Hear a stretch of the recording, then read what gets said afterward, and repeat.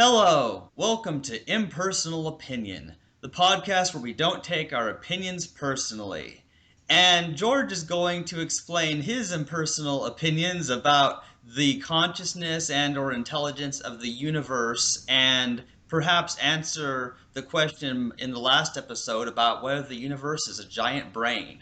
Thanks, Chandler. So basically, in the last episode, we were discussing whether consciousness is limited to human beings or other complex animals, or whether it's a property that can be attributable to the entirety of the universe.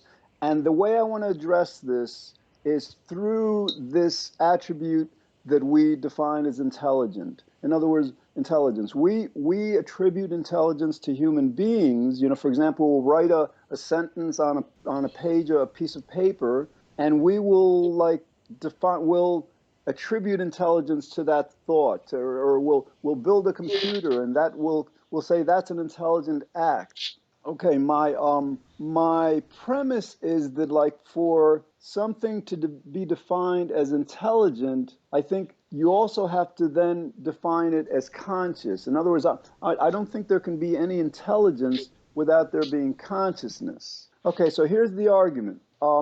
We human beings will do many intelligent things, but the problem is that we don't have a free will. We can't attribute what we do to our brain because of the causality that produced our brain and produced what the brain does regresses back to before we were born, before the planet was created. So it seems that just as with a puppet, you can't attribute intelligence to a puppet, but you have to attribute it to the puppeteer.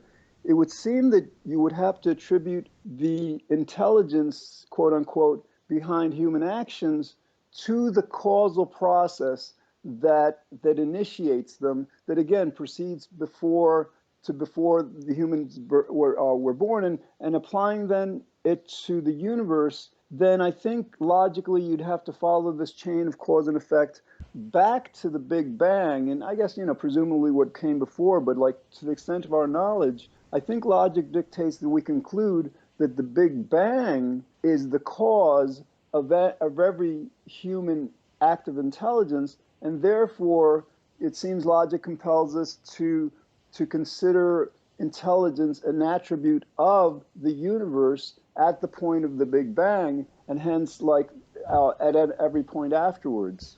Does the Yes. consciousness precede the Big Bang, or does it come into existence at the Big Bang? Well, Mike, I mean, my logic, I think, compels us to consider that the Big Bang just did not arise just without a cause. That I think that there must have been a cause to the Big Bang, and there must have been a cause to that, and a cause to that. And the problem then becomes that this chain of cause and effect keeps going back eternally. It never stops. And so, one way that we can kind of reach the conclusion that actually humans aren't intelligent, the universe is not intelligent, nothing is conscious, is that if we, nothing is moral or immoral, is if we can never reach a point, in the past where the universe decided, to do something intelligent or do something moral, then I'm not sure we can attribute intelligence even to the universe. And I think we need to be consistent too. For example, I think any definition of consciousness that we apply or intelligence that we apply to the universe, we would need to apply in a similar way to the way it would apply in all the animals that we know of, whether humans or other animals, and what consciousness means, this awareness and this intelligence. Because for example, my thing is I'm really wondering, is there an actual thought process of the universe? Is it some kind of a brain? Well, Chandler, consider it just from the example of a puppet. In other words, a puppet has no more agency, free agency, than does a human being, right? So, if a puppet, let's say, is made to take a pen and write an intelligent sentence, is that action, is that act of intelligence fundamentally different than a human being taking a pen and writing, an intelligent thought? I don't think it is any different, really. Right. So in both cases, it would seem that logic compels us to attribute the intelligence to this causal process, this chain of cause and effect. When we give qualities that are usually associated with human beings to things that are not human, I think we have a problem. I don't think it's really a worthwhile endeavor unless there is strong evidence to indicate these concepts are strongly linked. So, for example, we can say a human being gets hungry, and we have a very clear idea of what it means for a human being or a living thing to be hungry. But then when we start saying, is the universe hungry? Well, there's matter and there's energy in the universe. Stars are engines because they convert hydrogen into helium at temperatures of millions of degrees and engage in this kind of process. And then we start saying, well, this process is kind of like the process that occurs in the human body. Therefore, stars need nourishment. Therefore, the universe is hungry. I think this is really misleading. And we talked about this before, I've seen a lot of parallels between this kind of thinking and Christian apologists who will make these blanket statements about the nature of reality. Those, for example, they might say something like, I don't think something can come from nothing, therefore God exists. Or they'll talk about the God of the gaps in much the same way George was describing dark matter and dark energy. Oh, we don't know this, therefore. So to me, I just can't really get on board with this because it seems like we're using terms inappropriately and without sufficient evidence. Let me just address your editorial comment. In other words, like when you say, well, like the Christian fundamentals or something use this kind of reasoning or something. Yeah. I mean, we could apply this to the Nazis. We could say, like, well, the Nazis used a lot of logic in developing their bombs and their stuff like that. So, like, in other words, I'm not sure that kind of imputation works. So, like, but the other part, also, here's the thing. So your point is well taken. In other words, like, I don't think the universe is hungry. You're right. But I think there's something, categorically different between hunger and intelligence. I think whereas hunger you couldn't attribute to the universe, I think intelligence you can. In other words, like, how do we let's ask, how do we define intelligence, an intelligent act? How do we attribute intelligence to something? Right? And I think the answer is through its manifestation, not through its mechanism, not through its physicality or its structure, but we have to see evidence that we would define as intelligence. So, like, let's apply this, for example, to a sentence that we write on a piece of paper. Then we're attributing that intelligence, most approximately to the human brain. The human brain kind of like came up with that. But then we have to think, well, wait a minute. The human brain is the most complex structure of which we're aware in the entire universe. So it seems like that whatever created the human brain, and certainly we can't attribute that to the human species, is manifesting a huge intelligence. That sounds to me a lot like creationism. Oh, I thought you said revision. Okay, yes.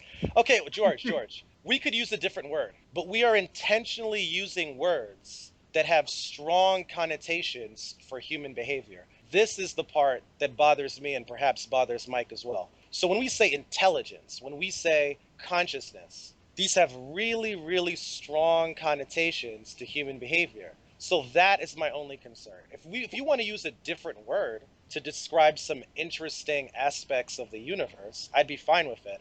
But when you're really, really concerned with using a particular word in a different context, to me it seems like we're playing a sort of game here, a game of wishful thinking. All right, like Mitch, we want to describe the universe with Mitch, these kinds I think there's something very dangerous in your perspective. In other words, to the extent that you want to limit intelligence to human beings, other sciences have tried to do that. The rest of the animal kingdom is not intelligent, and they've extended that to sentience. Many scientists have claimed that human beings are sentient. We can feel pleasure and pain, but other animals can't.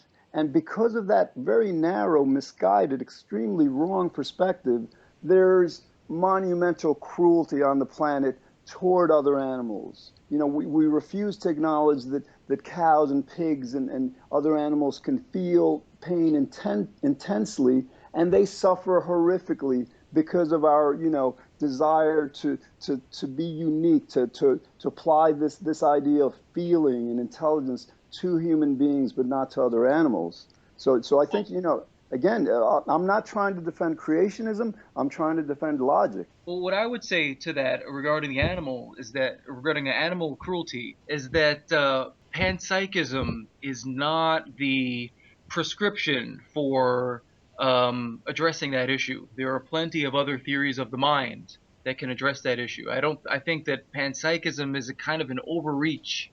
It's an overreaction to addressing issues with animal cruelty, stuff like that. Well, Mike, we don't have to go to panpsychism to defend that animals are sentient. I mean, this is like there's mountainous, neurophysiological evidence to support this, across various disciplines. Yeah, I mean, my view on the mind would perfectly account for that as well. Right. No, my point was more to kind of like, that both logic and pragmatism, dictates that we not just like attribute intelligence to human beings and few other animals, and just like kind of like not understand that the creation of a human brain by this universe, the laws of nature essentially, is what we would have to consider an intelligent act, because it's so much more intelligent than anything we human beings have ever done. Why not just use a different word? Well, what word would you propose? I think I let you propose the word because you're very interested. I mean, yeah, see, here I kind of have a counter argument to Mitch here, because here's the deal. He thinks that the words such as consciousness and intelligence mean a certain thing in human context, and that it's like somehow inappropriate to use them. They have strong connotations, is what I would say. And I think that in order to avoid that, in order to avoid any misunderstandings about some sort of mysticism or something like that, we should perhaps find a more appropriate term. Well, here's a counter argument to that specific thing. If there's a certain connotation that those words have in the human world, what I'm saying is, because there's already an understanding of what it means to be conscious, if we can extend that into the animal kingdom, then that helps people see these other animals more as equals, and to not abuse them in the same way. So that's kind of where I'm looking at it from that perspective, that because these words are already understood. For example, even the term free will, which is a very stupid term, I'll admit, but because it has been debated fiercely throughout history, because there's so many books about it, it's just good that we use that term and describe why we don't think it exists, rather than just coming up with a different term. You know what I'm saying? I think it's very good, like, to use words if they have a meaning, and we can obviously discuss it until we can agree on what is the one correct meaning of a word, perhaps. Actually, I would have no problem. Let me just say that I would have no problem saying that a dog or a cat or a chimp or a higher mammal is conscious.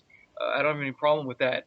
The only problem I have is when you use that same exact term, which kind of implies a human-like consciousness of sentience and self-awareness. When you apply that to things like plants and inanimate objects like rocks or planets or asteroids or galaxies, that's where I have the problem. Okay, but let's stay with intelligence. So in other words, like, if we're going to explore whether intelligence is a uniquely human and perhaps other animal property, or whether it's more logically extended beyond that, we really have to come up with a precise understanding or definition of intelligence. So how are we defining intelligence? Non-Republican.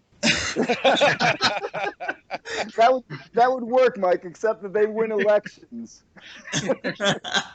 Well, it's kind of interesting, because notice that people disagree on what is an intelligent act and what isn't. That's another problem because somebody does something and one person will say it was very intelligent for this person to do that thing. Another person will say, well, that was a stupid thing to do.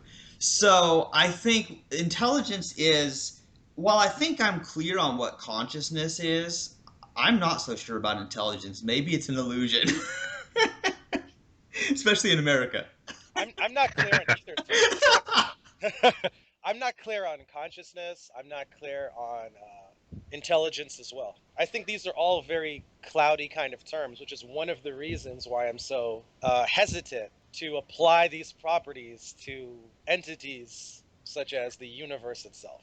Well, Seems wait a minute, Mitch, but like if you're hazy or cloudy about both consciousness and intelligence, why you seem to be very sure in terms of like we human beings have it, but other animals or the rest of the universe doesn't. No, I never said other animals don't have it at all. I'm very much in agreement with Mike. I'm saying, so you talked about pain, for example, right? So for a long time, in certain parts of the world, even in Europe, right? Even in the Middle Ages, really, people thought animals didn't feel pain. And the reason they came to understand that animals do feel pain is because of evidence. So, what you're talking about applying intelligence and consciousness to the universe, to entities that we don't usually apply it to. I'm always willing to change my mind and concede to strong evidence and a strong argument. I'm saying this seems like a lot of wishful thinking to All make right, the again, universe, yeah, and all there's right, no Mitch, then evidence for it. what would you consider the most intelligent human act that has ever been, or one of them, if it's not the most, but certainly up there, aside from like leading the world to a categorically new consciousness through leading them to overcome the illusion of free will? Because that is the most intelligent act. Thank you. Well, I could offer, well, just as one example, I mean, when Einstein came up with special relativity, I mean, to me, that was a pretty genius thing to do. It figured out a fundamental problem in physics that had been, nagging scientists for hundreds of years, and it still holds up today under 110 years of empirical tests. And that's an extraordinary event of a human being figuring out the secrets of the universe. Excellent. Okay, so like, we can agree that that's an intelligent act. But here's the thing. Now, like, compare that to constructing, to obviously planning, and just like, well, I'm not going to say obviously because that's controversial, but like to creating the human brain. I mean, the universe, through this process of evolution and causality, created this human brain. Would we say that Einstein's discovery is a greater manifestation of intelligence than the act of creating a human brain? Well, there's a problem I have with I think the basic logic that you're talking about and where I think it's headed towards. And if I may offer a critique of, because you're leaning towards, you're kind of like pushing this towards like what would be a panpsychism conclusion, right? Of the geniusness of Einstein or anybody else. But I just read this book just recently called "Why Does the World Exist?" It's about a philosopher's existential journey, and it gets to at some point during the book, it gets to panpsychism as a possible explanation for why does the world exist, and it mentions a problem with panpsychism that I think, at least to me, makes it a lot less plausible, and that is, I don't know if you've heard of it. It's called the combination problem. Have you ever heard of that? No, I I haven't. can, I'll read it to you from the book. So the author asked this of the combination problem. He says, "How can many little bits of mind stuff combine to form a bigger mind? Your brain, for instance, is made up of a lot of elementary particles. According to the panpsychist, each of these elementary particles is a tiny center of proto-consciousness with its own presumably very simple mental states. Just what is it that makes all these microminds cohere into a macromind that is your own?" And he goes on to quote William James, who I think you mentioned earlier, who asked, "How can many consciousnesses be at the same time one consciousness?" take a sentence of 12 words and take 12 men and tell each of them one word, then stand the men in a row or jam them in a bunch and let each think of his own word as intently as he will. Nowhere will there be a consciousness of the whole sentence. Private minds do not agglomerate into a higher mind. Well, Unquote. Mike, I would agree with you completely on that, except like now apply that to, for example, the neurons in the human brain, which seem to have a kind of like a cellular consciousness, under this panpsychism perspective, then combining, within the human brain to form what we, our brain kind of like perceives as consciousness, that it is a consciousness that, that I think another answer to this may be that like you have these laws of nature.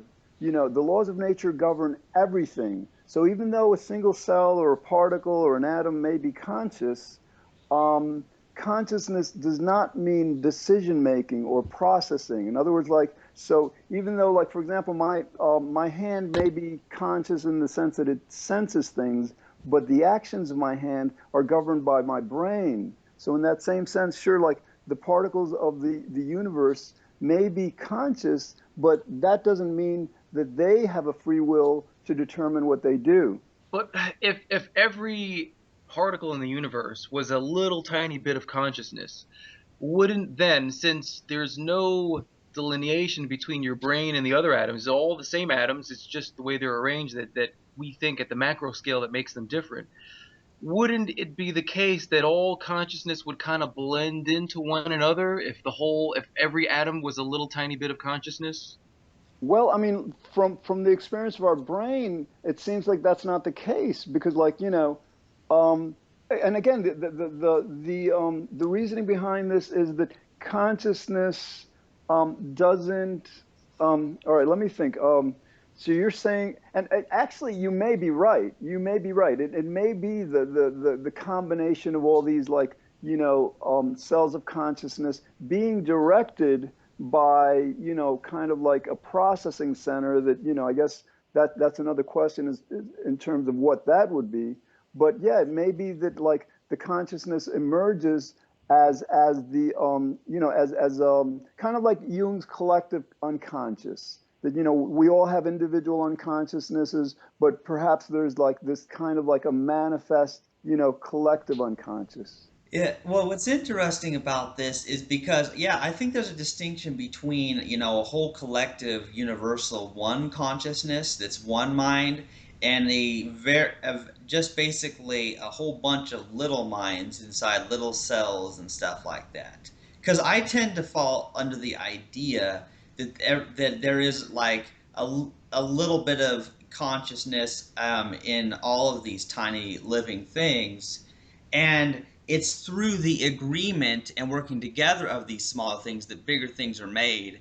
And I've used the example before that, just like human organization, countries or companies or, grocery stores, whatever, are made up of a bunch of employees and a bunch of teams of them working together. And I think it's fair to say that just as, say, humans and other animals can work together in teams, so can the smallest of matter. And I don't necessarily think that that's an argument for pantheism. I think and it's not even panpsychism.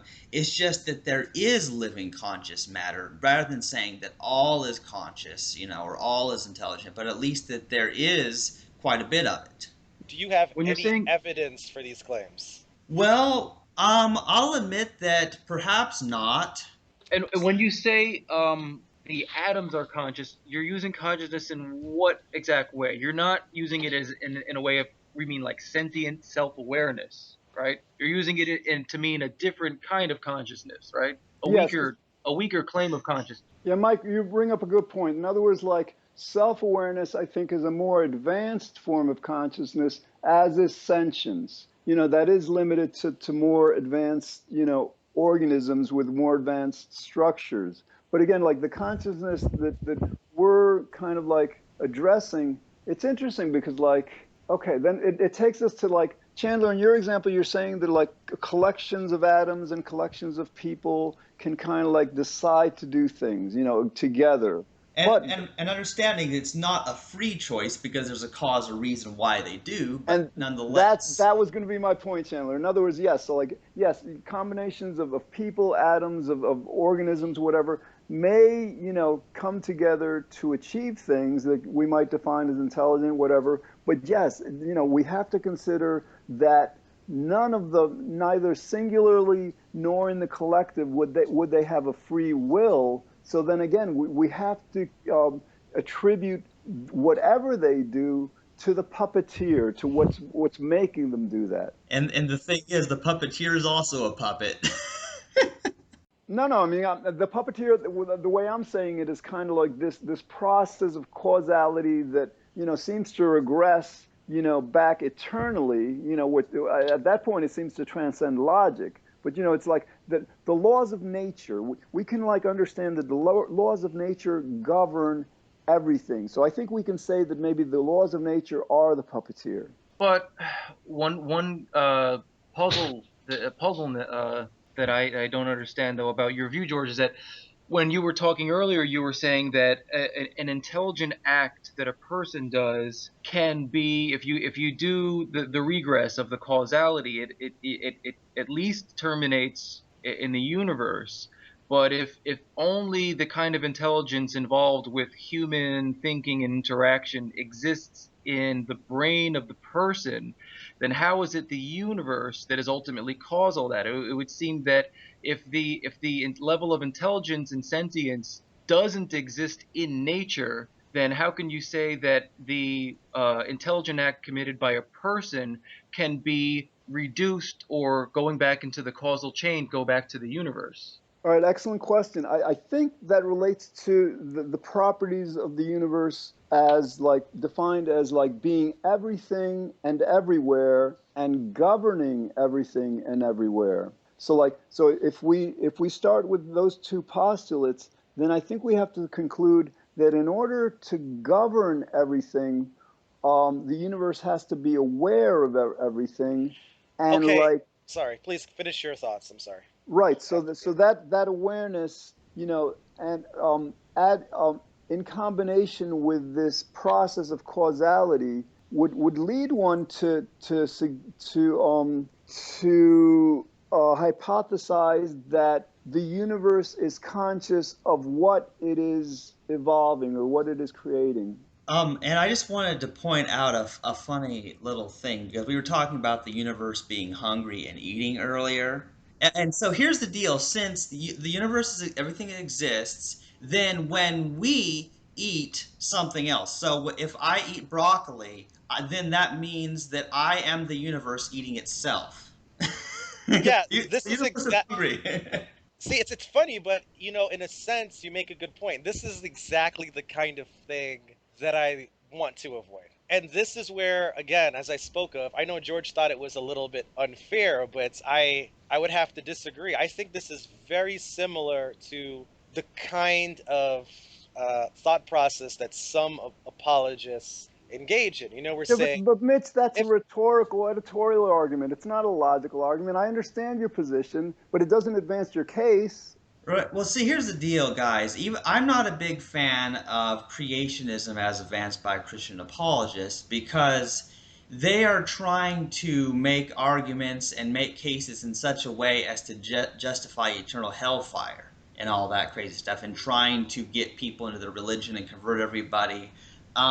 Whereas that's not even what we're doing. I don't think that's what George is doing. Mitch, that's yeah, I that's just want to say, I agree with you. I am very against creationism. I think it's complete nonsense. So, like, I think you need to understand that, we share that same perspective. No, well, that's not really the point I'm trying to make. Just give me a moment to collect my thoughts here. So what I mean is, it's okay to say, as we all do, right? It's okay to say you don't know something, and I think what's necessary I don't think, I think what's necessary next, right? So you have this hypothesis about consciousness, about intelligence, and I think what's necessary now is to find evidence. So first, you need to state what kind of behavior you would expect to find, and then show evidence that you find it. All right, that's a great point. Now we're at the 28.5-minute mark. Let's say, how about like we do a part 3 and we start out with actually defining what intelligence is? Because you're right, like, we have to be very clear about what we mean by intelligence if we're going to explore it with any kind of cogency. Perhaps we should end this Impersonal Opinion episode, and we'll continue in the future. Sounds great. Sure. You've been listening to Impersonal Opinion, the podcast where we don't take our opinions personally. And it's just been crazy, all this talk about consciousness and intelligence, and we have some strong disagreements among our groups, so we're going to keep doing more episodes until we can finally understand each other, at least, even though we may not ever fully agree. But we don't take anything personally. That's the whole goal. Okay, thank you for listening, and goodbye.